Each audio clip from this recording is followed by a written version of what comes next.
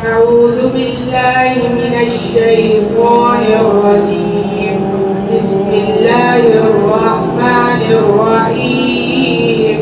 صبغة الله ومن أحسن من الله صبغة ونحن له عابدون. قل أتحاجوننا في الله وهو ربنا وربكم ولنا أعمالنا ولهم أعمالهم ونحن له مخلصون. أم تقولون إن إبراهيم وإسماعيل وإسحاق ويعقوب والأسباط كانوا هودا أو نصارى؟ قل أأنتم أعلم أم الله؟ ومن أظلم ممن كتم شهادة عنده من الله وما الله بغافل عما تعملون. تلك أمة قد خلت لها ما كسبت ولكم ما كسبتم ولا تسألون عما كانوا يعملون. دعاء ختم القرآن. اللهم آنس وحشتي في قبري.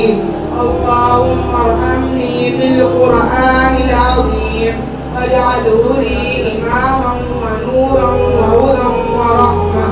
اللهم ذكرني منه ما نسيت وعلمني منه ما جهلت وارزقني تلاوته آناء الليل وآناء النهار واجعله لي حجة يا رب العالمين. آمين.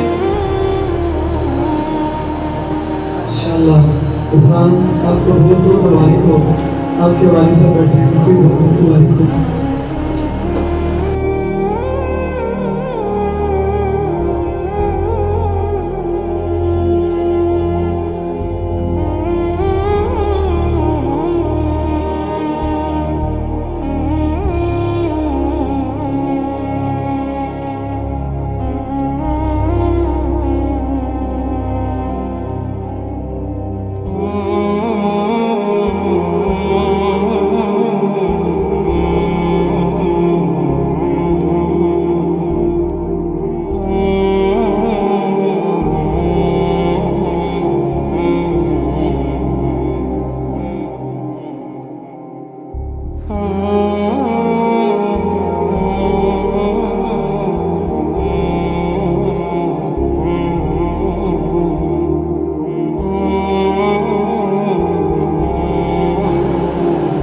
आखिरी सारे हाथ उठा दे, वो आखिरी सारे हाथ उठा दे।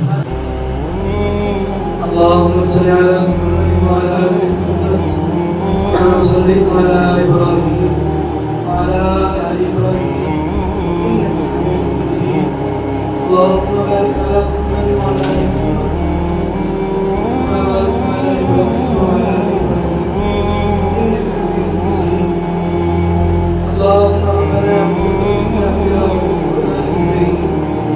اللهم ربنا إنا سماع القرآن الكريم. يا الله معاذ الله، يا الذي كل أمة مسلمة معاذ الله، يا الذي هداية فاسد الله، يا الذي هداية معاذ الله، يا الذي كل هداية معاذ كريم ذریعے کے طور پر ہم سب کو قبول ہوگا. ہمارے نسخوں کو، ہمارے بڑوں کو، ہمارے چھوٹوں کو، ہمارے عورتوں کی دینوں کی تعلیم قبول ہوگا. اس حافظ قرآن کو، حافظ محمد قرآن کو یا اللہ حافظ عامل بنا، یا اللہ دین کا داعی بنا، یا اللہ کی گرامی کو دین کا داعی بنا.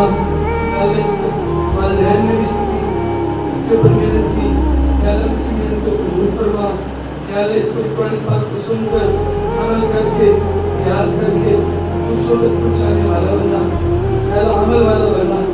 صلی اللہ علیہ وسلم محمد وعلى آله وأصحابه أجمعين. آمين آمين آمين برحمتك.